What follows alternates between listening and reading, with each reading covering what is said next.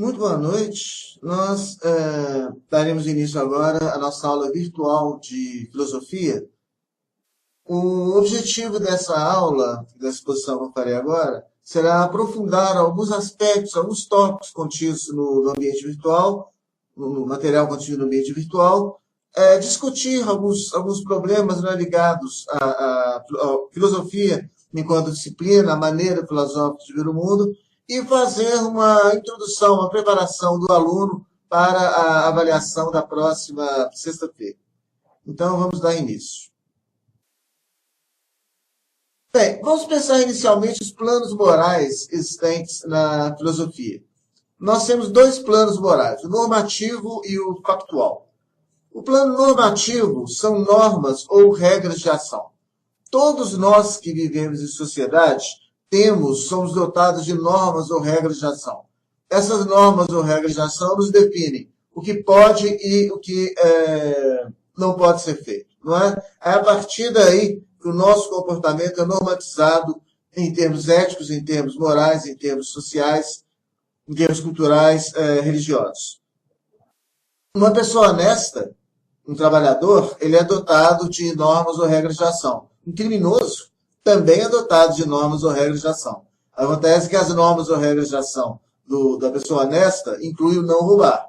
O criminoso passa a ver o roubar como algo, digamos assim, válido dentro do esquema normativo que ele cria. Mas certamente haverá algumas formas de comportamento que ele considera inaceitáveis. As normas factuais, o plano factual tem a ver com o que é efetivamente feito, com as ações efetivamente realizadas. O ato de roubar, por exemplo, ou qualquer ato concreto que nós fazemos direcionado para outras pessoas, relacionado com outras pessoas. Outro conceito a ser compreendido, que é um conceito que nem sempre é muito bem visto, muito bem entendido, digamos assim, é a ética. Ética ou filosofia moral é uma reflexão sistemática sobre o comportamento moral. A ética não diz o que deve e que não deve ser feito em cada caso concreto. Isso é competência da moral. É a moral que define o que pode, o que deve ou não ser feito. Se eu digo que alguém fez algo imoral, eu estou dizendo que essa pessoa transgrediu as normas morais que definem o que é certo e o que é errado. Sendo que cada sociedade, dentro de cada sociedade, cada grupo social cria, não é, as suas normas morais. Isso é competência da moral. A ética trabalha de outra forma. A ética formula conclusões e elabora princípios sobre o comportamento moral. A ética é uma espécie de reflexão sobre a moral.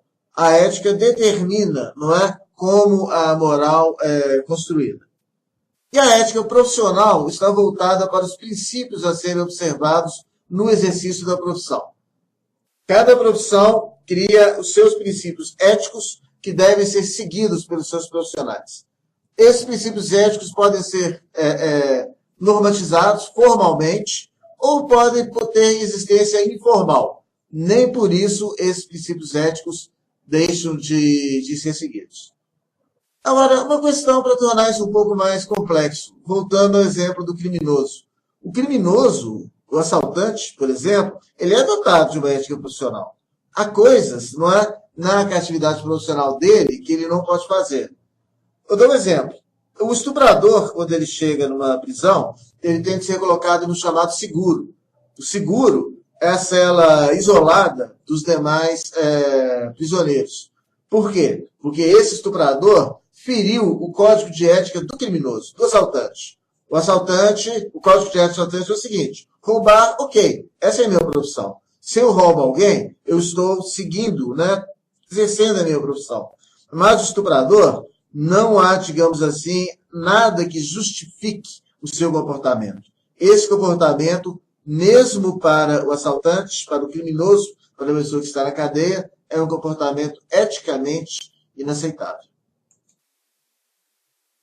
Há também uma distinção a ser feita de normas morais e normas jurídicas estabelecidas pelo direito.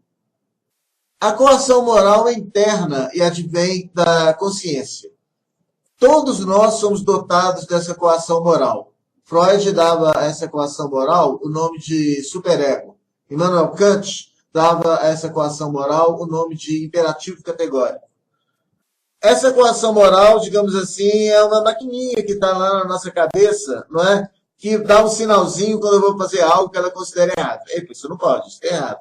Então, ela está me coagindo moralmente a seguir as normas vigentes na sociedade, que eu introjeto na minha personalidade e passo a ser também as minhas normas. Essas normas são internas, elas estão dentro de mim. E uma pessoa, para poder viver em sociedade, deve ser dotada dessas normas, porque senão ela não terá condições, não é, de conviver com outras pessoas. Se tornará uma pessoa associal, fora do meio social. No direito, a coação é externa e precede do Estado. O direito é, digamos assim, o processo normativo transformado em processo jurídico. São as normas morais transformadas em normas jurídicas. A moral é exterior ao direito. O direito caracteriza pela exterioridade. O que isso quer dizer? A minha norma moral é interior. Eu a sigo porque ela é interna, ela faz parte da minha pessoa. Quando eu sigo a norma jurídica, eu não estou seguindo a norma jurídica porque ela faz parte da minha personalidade. Pode até fazer, mas não necessariamente. Eu seguirei essa norma jurídica porque é legalmente obrigatório, coercitivo, que ela seja seguida. Porque senão eu serei punido na condição de cidadão. Isso vai desde avançar o sinal até matar alguém. Ou seja, em todos esses casos, nós temos a transgressão de uma norma jurídica. A essa transgressão corresponde uma punição específica. Vamos pensar agora outra dimensão, que é a história da filosofia. Vamos fazer uma breve, muito breve mesmo, dado o tempo escasso que nós temos, síntese, a partir de algumas figuras chaves do desenvolvimento histórico, né, do pensamento e do conhecimento filosófico. O ponto de partida para isso será o Renascimento. Nós já trabalhamos a filosofia desde o período grego, né? Agora nós vamos pensar a partir do Renascimento. Esse Renascimento trata de um movimento político, cultural e filosófico que se desenvolveu na Europa, mas principalmente na Itália, começou na Itália e depois se espalhou para o resto do mundo e influenciou a forma de ver e pensar o mundo a partir de então. O Renascimento, ele tanto surgiu na Europa, que na Europa ele tem 3 etapas correspondentes a cada século. O Trecento, o Quattrocento e o Cinquecento. Mas depois nós tivemos uma expansão do Renascimento para outros países, como França, nós tivemos o Renascimento francês, inglês, alemão, português, espanhol, principalmente. Uma grande inovação trazida pelo Renascimento foi em relação à forma de ver o mundo existente, predominante até então na Europa, durante a Idade Média. Então, o Renascimento influenciou a forma de ver e pensar o mundo a partir de então, em oposição ao teocentrismo medieval. Nós tivemos a adoção do antropocentrismo. O homem passou a assumir o protagonismo na condução da história da humanidade. E é curioso que a adoção do antropocentrismo tem muito a ver com desenvolvimentos científicos criados principalmente na área da astronomia. O que aconteceu? Uma série de descobertas na área da astronomia tiraram a Terra do centro do universo. A Terra, até então, era vista como centro do universo, né, chamada teoria geocêntrica, e descobrimos o que nós sabemos hoje. A Terra de centro não tem nada. A Terra é um planeta entre bilhões de outros, numa galáxia entre 200 bilhões de galáxias, num universo assim, no qual nós, planeta Terra, somos uma poeirinha irrelevante. Quando aconteceu isso, aí a ideia é o seguinte: se a Terra não está mais no centro do universo, Deus também não está no centro do universo. O ser humano passa a ter, digamos assim, uma dimensão, não é, até então ignorada em relação à figura divina. Não que a religião tenha desaparecido, é claro que não. Mas nós tivemos uma revolução na forma de ver o mundo, que foi muito combatida pela igreja na época, não é? Mas que mostrou-se, no final das contas, irreversível. E a partir esse teocentrismo, ele foi muito influenciado também, teve muito influente na arte, nas artes plásticas. A arte medieval, ela não tinha a figura do homem, do ser humano, era pouco presente na arte medieval. A arte medieval era uma arte religiosa, voltada para a expressão de valores religiosos. A figura do homem não estava presente na escultura, não é? E a pintura medieval nunca foi relevante. A arte medieval, a arte renascentista voltou-se para explorar o corpo e voltou-se para explorar o ser humano. Então, artistas como Da Vinci, como Michelangelo, como Rafael, Tintoretto e vários outros criaram uma expressão artística teocêntrica. A ciência política passou a pensar a política como esfera autônoma em relação à vontade divina, a partir da obra de Maquiavel, e a filosofia deixou de voltar-se para a compreensão de Deus e passou a tentar compreender o ser humano como ser dotado de autonomia e de especificidade. Nessa história toda, nós temos um filósofo de grande importância, um autor francês chamado René Descartes. Descartes criou uma obra que configura os pontos de partida da filosofia moderna. Ele contribuiu para transformar a filosofia em uma forma de compreender o mundo e em orientá-lo em sua atividade vinculada à existência humana, e transformou o pensamento em objeto de estudo primordial da filosofia. Há uma frase que Descartes criou, cogito ergo sum. Essa frase foi colocada em latim. Em português, penso, logo existo. A ideia de Descartes é o seguinte: como eu posso ter certeza de que eu estou vivo? Como eu posso ter certeza de que o mundo existe? As impressões dadas pelo sentido são ilusórias. O sentido nos engana o tempo todo, não é? O tato, a audição, essas impressões não podem ser tomadas como certezas da existência humana. Mas o ser humano é um ser que pensa. E o pensamento, o ato de pensar, é o que dá e garante que nós existimos de fato. Então, a partir do momento que eu penso, eu sou um ser vivente. Isso teve uma importância enorme, porque isso significou a valorização do indivíduo, isso significou a valorização da razão, do racionalismo, não é? Em contraste com a forma de conhecimento baseada na fé e na emoção, que era a forma de conhecimento vigente, que predominante durante a Idade Média. Um outro autor de grande importância é um autor chamado John Locke. Locke nasceu em 1632 e faleceu em 1704. Ele teve uma grande importância, tanto filosófica quanto política. Ele foi o principal teórico do liberalismo.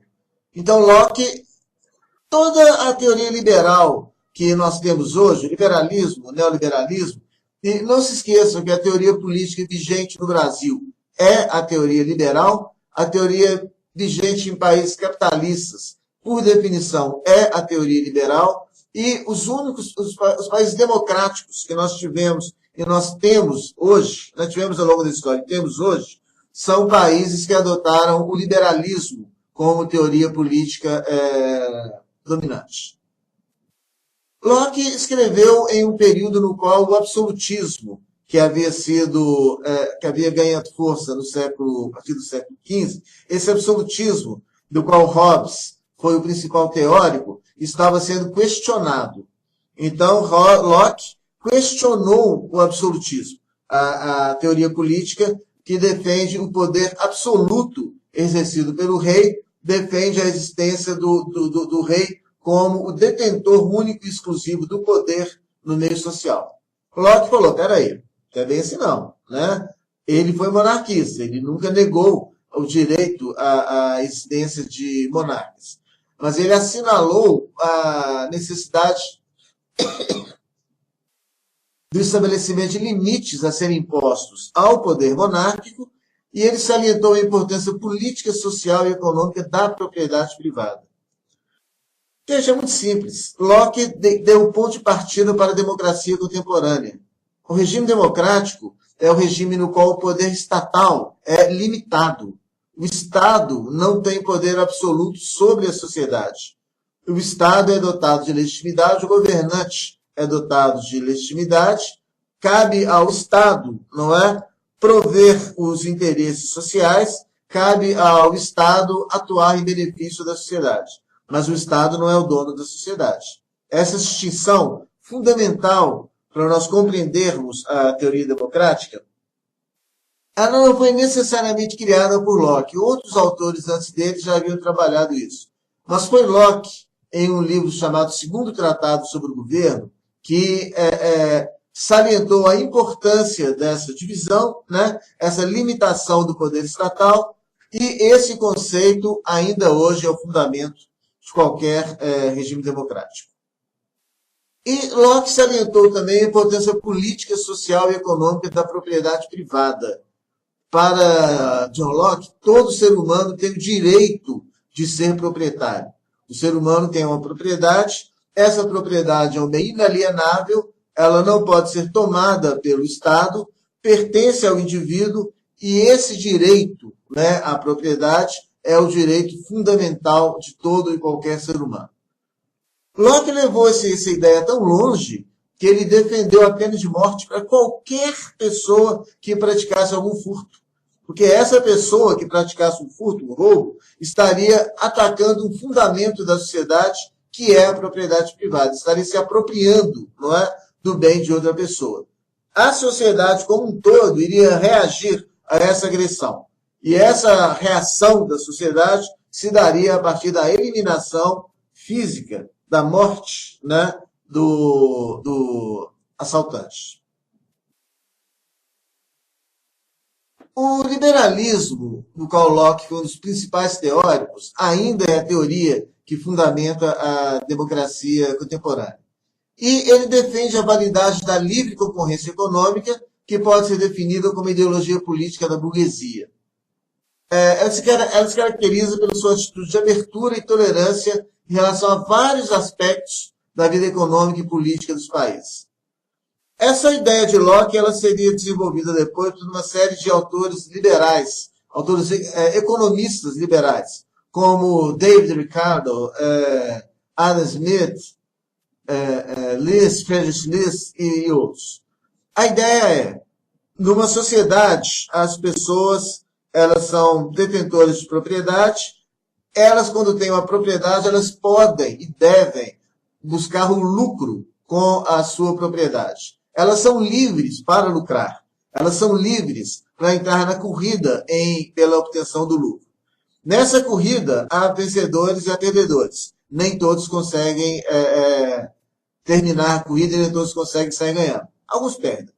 Mas essa corrida é vantajosa para a sociedade. Porque quando os proprietários, não é? O que Marx chamaria de burgueses, de capitalistas, entram na corrida, elas estão gerando riqueza não apenas para elas, mas estão gerando riqueza para a sociedade como um todo. A sociedade como um todo irá se beneficiar da riqueza gerada pela livre concorrência econômica. Essa foi a ideologia política da burguesia na época de Marx. Esta é a ideologia política da burguesia na época de hoje. E será a ideologia política da burguesia enquanto a burguesia existir.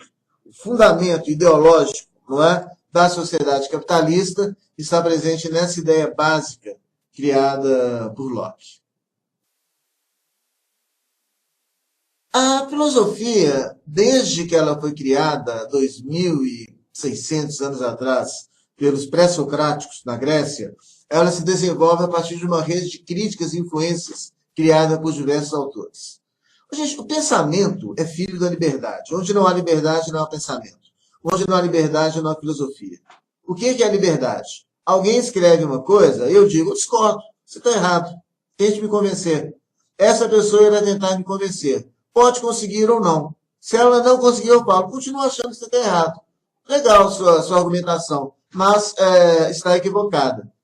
Mas o fato de eu achar que uma pessoa está equivocada, que a argumentação dessa pessoa está equivocada, em hipótese alguma me dá o direito, né, de negar a essa pessoa de expor os seus argumentos. Discordo dos argumentos, mas você terá continuando a expô-los. Eu também irei expor os meus argumentos. Quem quiser que me compre, quem quiser que te compre. Quem quiser que escolha, não é? Os argumentos que acharem melhor. O pensamento surge daí. Onde não há espaço para isso, não há pensamento livre, porque nós sempre somos escravos, em termos mentais, em termos comportamentais. Então a filosofia, ela existe nessa rede de críticas e influências. Nesta rede, David Hume foi um autor nascido em 1711 e falecido em 1776. Foi um autor inglês, assim como Locke. Ele foi o principal representante do chamado empirismo inglês. Hume foi influenciado pelo pensamento cartesiano, mas buscou superá-lo. Hume concorda com Descartes no seguinte sentido. Os sentidos, não é? Da seguinte forma. Os sentidos são insuficientes para me dar um conhecimento válido. O conhecimento sensorial, o conhecimento que apenas os sentidos me dão, são um conhecimento equivocado. E, de fato, os nossos sentidos erram, né, se equivocam, nos dão informações erradas o tempo todo. Então, eu concordo com Descartes nesse ponto, mas ele busca superar a filosofia cartesiana. Ele salienta a validade de métodos experimentais para explicar o funcionamento da mente humana. Descartes defende uma ideia que vem lá de Platão, que é a existência de ideias inatas, ideias exteriores ao ser humano que existem independentemente, né, da existência humana. Isso é Platão. Hume descarta isso. Para ele, a história de ideias inatas não existe. As únicas ideias que existem são as ideias criadas pelo ser humano. O funcionamento da mente humana deve ser explicado a partir de métodos experimentais. Então, cabe à ciência explicar como a mente humana funciona. Isso não pode ser explicado a partir de ideias a priorísticas, não pode ser explicado por meio da fé, nem mesmo por meio da filosofia, tal como havia sido praticada até então. Uma nova forma de conhecimento, basicamente experimental, seria a forma de conhecimento a ser usada. Por outro lado, Hume salienta a impossibilidade de obtenção de qualquer verdade definitiva a respeito do mundo exterior. E esse é um pressuposto do conhecimento científico. Não existem verdades definitivas da ciência, não existem dogmas. Existem hipóteses que são comprovadas. Mas uma hipótese que foi comprovada um dia pode ser refutada em outra ocasião. Então, o ser humano conhece o mundo. Usa a ciência experimentalmente para conhecer e compreender o mundo. Mas ele não tem condições de buscar verdades definitivas, e essas verdades definitivas foi o que Descartes, né, buscou criar com a sua filosofia. Um autor alemão chamado Immanuel Kant, que eu achei uma figura muito curiosa, ele passou a vida inteira numa cidadezinha alemã chamada Königsberg. Ele nunca saiu de Königsberg e foi um dos filósofos mais importantes, mais brilhantes de todo o tempo. Era uma figura extremamente metódica. Há uma história que corre a respeito de Kant, que aliás é verdadeira, que é o seguinte: ele fazia alguns passeios pela cidade. E a população de Königsberg controlava a hora a partir desses passeios. Porque todos os dias, 7 dias por semana, ele passava num ponto da cidade exatamente no mesmo horário. Então, se Kant passou ali em frente àquela casa às 10h33, não precisa olhar o relógio, 10h33, porque ali é a hora no qual ele passa por aquele canto. Então, uma figura, né, extremamente tanto bizarra às vezes. Mas foi um gênio. Gênios e figuras bizarras não são termos contraditórios. Kant foi influenciado por Hume, tendo criado o conceito de conhecimento transcendental. Mas, ao contrário do empirismo e experimentalismo defendidos por Hume, este conhecimento é universal, ou seja, todo ser humano é dotado dessa razão, que é construído na prática de forma diferente em cada sociedade, em cada período histórico. Kant é um dos autores mais difíceis da história da filosofia. Escreve difícil, os textos dele são difíceis de ler, são abstrusos, a compreensão demanda algumas releituras, não é? Para se compreendê-los. Os conceitos criados por ele também não são dos mais fáceis, mais simples. Essa ideia de conhecimento transcendental é uma forma de conhecimento que está presente no ser humano e que transcende cada indivíduo. Eu sou dotado do conhecimento transcendental, mas esse conhecimento transcendental é uma categoria que não pertence a mim, pertence à humanidade. Eu compartilho, não é, de um conhecimento que é o conhecimento de todos. Mas eu, pessoalmente, Ricardo, tenho uma apreensão deste conhecimento que é diferente do conhecimento, sei lá, de outras pessoas, meus amigos, ou do que quer que seja. Este conhecimento é universal. Todo ser humano é dotado dessa razão transcendental. Mas essa razão, ela é construída na prática. Cada meio social constrói o seu conhecimento, cada meio social apreende este conhecimento que é transcendental a ele, não é? Isso se dá de forma diferente de um ser humano para o outro, de uma sociedade para a outra e em cada período histórico. Kant escreveu um livro chamado Crítica da Razão Pura, na qual ele constrói esse conceito de conhecimento transcendental. Depois criou um outro livro chamado Crítica da Razão Prática, na qual ele mostra como que esse conhecimento transcendental é usado na prática, se transforma em razão prática, não mais em razão pura, ou seja, em razão transcendental. Uma outra vertente, esta mais recente, é o pragmatismo. O pragmatismo de vertente norte-americana retomaria mais de um século depois alguns dos pressupostos contidos no empirismo desenvolvido pelos filósofos ingleses. Para William James nasceu em 1842, faleceu em 1910. Para ele, a alma não deveria ser vista como objeto de estudos, e sim os fenômenos psíquicos tomados em sua materialidade. Aí, a gente tem uma ruptura com toda uma tradição filosófica que vem lá da Grécia, não é? Autores como Platão, autores como Plotino, em Roma, Santo Agostinho, toda uma linhagem milenar buscou compreender a alma. William James falou, olha, esquece esse papo de alma, isso já deu utilidade, já cansou. Vamos pensar uma outra coisa. Vamos pensar os fenômenos psíquicos, ou seja, os fenômenos construídos e presentes na mente humana.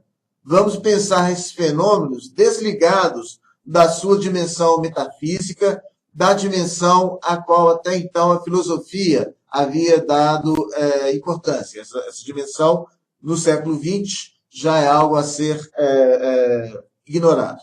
Então, ele abriu o caminho, né, para todo o desenvolvimento da psicologia para uma praticidade do conhecimento filosófico. Alguns dizem que isso elimina a própria existência da filosofia, que se transforma em linha auxiliar da psicologia. Os críticos de James colocam esse argumento que não deixa de ter algum sentido. Por outro lado, William James ajudou a limpar a área, ou seja, toda uma discussão que realmente já estava andando em círculos, não é? Foi contestada por ele. O pragmatismo, para James, deve ser estritamente lógico, deve partir do esclarecimento dos conceitos que fundamentam o conhecimento humano e da análise desses conceitos. Então, eu, enquanto ser humano, sou dotado, digamos assim, de um arquivo de conceitos. Qualquer pessoa é dotada de arquivo de conceitos. Seja ou não uma pessoa culta, não importa, né? Isso é irrelevante. Todos nós, seres humanos, entramos em contato com a humanidade, criamos os nossos conceitos para compreender a realidade. É isso que nos faz seres racionais. O que o pragmatismo deve fazer é pensar os conceitos que fundamentam este conhecimento humano de forma estritamente lógica, não a partir de nenhum outro parâmetro que esteja vinculado à lógica. Isso seria retomado por alguns filósofos ingleses, como Bertrand Russell, como Wittgenstein e alguns outros, não é? E foi uma teoria de, digamos assim, a filosofia norte-americana. A teoria filosófica norte-americana não conseguiu abandonar de todo as ideias criadas por William James. Um outro autor é John Dewey. Dewey também era um autor norte-americano, nascido em 1859, falecido em 1952. Foi um seguidor das ideias de William James e, assim como ele, foi um teórico do pragmatismo. Para Dewey, o pensamento é composto por hipóteses de ação. Ou seja, o ser humano constrói hipóteses baseadas em experiência, escolhe algumas dessas hipóteses, transformando-as em instrumentos que permitirão a ele direcionar de forma adequada o curso de sua ação, interferindo com isso no universo que forma a sua experiência e transformando a partir de seus próprios objetivos. Todo esse palavreado a gente pode pensar de forma muito simples. Eu tenho hipóteses de ação, não é? Eu tenho a minha experiência, a partir dessa minha experiência, eu vou criar uma hipótese. Eu vou transformar essa hipótese em instrumento de ação. Esse instrumento de ação será usado para mudar a realidade da forma como eu quero que ela seja mudada. Vou colocar isso de forma simples. Estou chegando em casa e eu tenho um monte de chaves. Eu tenho 6 chaves comigo. Dessas 6 chaves, uma é a chave que abre a porta da minha casa. Então, eu vou criar uma hipótese, que é a seguinte. As hipóteses. Algumas dessas chaves são válidas para abrir a porta da casa. A hipótese não é válida para uma chave, não é válida para outra chave, não é válida para outra chave. É válida para uma chave. Eu vou usar essa chave, coloco a chave no fechador e abro a porta. Simples assim. Eu tenho uma hipótese que é a seguinte. Essa chave vai abrir a porta. Essa hipótese é baseada na experiência que eu tenho, que é a seguinte. Essa chave já abriu a porta aqui de lá de casa N vezes. Eu vou usar essa hipótese como instrumento de ação. O instrumento de ação é o seguinte, vou abrir a porta. A partir do momento que eu abri a porta, eu fiz uma modificação no universo da forma como eu quero que ele seja modificado. A porta foi aberta. Então, olha, nós agimos o tempo todo a partir dessa forma. Nós criamos hipóteses. Dentro dessas hipóteses, nós achamos que escolhemos a mais válida, não é?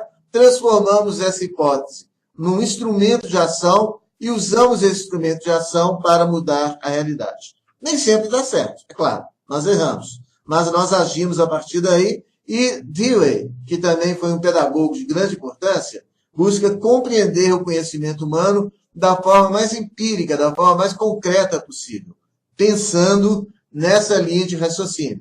Hipótese, instrumento de ação, ação, transformação da realidade a partir da comprovação da hipótese.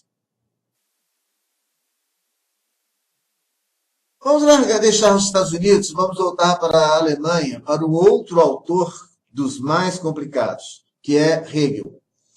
Hegel nasceu em 1770, faleceu em 1831, criou uma obra que rivaliza em vastidão, porque a obra de Hegel é imensa, não é? Milhares de páginas, e em complexidade com a obra de Kant. Hegel escreveu tão difícil quanto Kant, criou uma obra tão difícil quanto Kant, e tão importante, tão brilhante quanto a obra de Kant. Hegel, assim como Kant, aceita a existência de um conhecimento que anteceda e vá além do conhecimento prático, e, portanto, possui existência universal. Ele retoma, então, o conceito de conhecimento transcendental criado por Kant, ou de razão pura. Existe um conhecimento do qual nós, seres humanos, partilhamos, mas que é externo a nós. É algo que existe, não é? Em nós, existe além de nós, cada sociedade, cada ser humano compartilha desse conhecimento. Ele usa um termo alemão, Zeitgeist, que pode ser traduzido como espírito do tempo, para definir a existência de um entendimento comum a todo ser humano, que ele transforma num espírito, ou seja, uma forma de entendimento universal que surge de formas diferentes em diferentes sociedades, em diferentes épocas. Cada sociedade tem o seu zeitgeist. A sociedade brasileira tem o seu zeitgeist. Ele não é imutável. Esse espírito do tempo, aqui no Brasil, toma um formato diferente. Esse formato é mutável, não é? O zeitgeist que nós temos hoje não é o zeitgeist que nós temos há 100 anos atrás. Nem é o zeitgeist que nós tínhamos há alguns anos atrás. Uma coisa que eu percebo, e tenho percebido com muita preocupação, é um crescente espírito de intolerância no Brasil. O discurso político brasileiro tem sido cada vez mais intolerante, não é? Há uma dificuldade cada vez maior em aceitar as ideias dos outros. Isso limita a liberdade e isso aniquila a possibilidade de pensamento. O que nós fazemos apenas é repetir ideias. Isso não é pensar. Então, Hegel criou essa ideia de zeitgeist, que depois seria muito usada por Karl Marx, não é? Que foi certamente o principal discípulo do pensamento hegeliano. Então, Marx ele foi um discípulo de Hegel, mas ele contestou os fundamentos da filosofia hegeliana. Hegel era um idealista. Para ele havia um ideal, não é? Que seria relativamente autônomo em relação à sociedade. E Hegel nunca pensou na filosofia como instrumento de transformação do mundo. Para Marx, pelo contrário, a filosofia deve possuir objetivos específicos.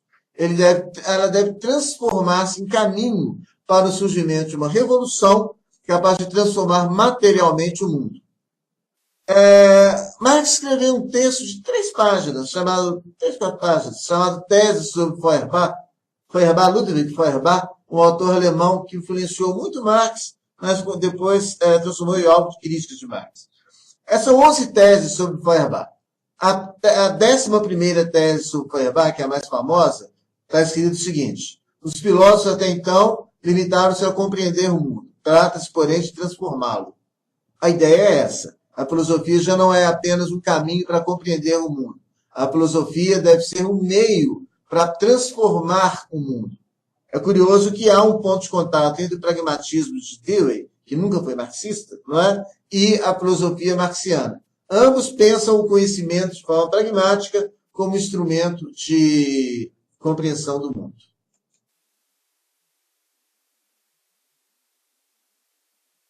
É isso. Muito obrigado. Boa noite a todos. Ou bom dia, boa tarde. Eu não sei em que hora que vocês estarão me vendo, mas como eu estou falando à noite, eu só gostaria de deixar um recado. Na semana que vem, qualquer dúvida que vocês tenham, Gente, só uma coisa, eu saltei esse último slide, porque estava repetido em relação ao penúltimo. Mas só voltando, qualquer dúvida que vocês tenham, qualquer coisa que vocês queiram aprofundar em relação ao que foi dito, em relação ao que está presente no ambiente virtual, entrem em contato. Eu terei o maior prazer em auxiliá-los, em tirar todas as dúvidas, visando a prova da próxima semana e visando também em aprofundar, né, na medida do possível, o conhecimento de cada um. Muito obrigado. Boa noite.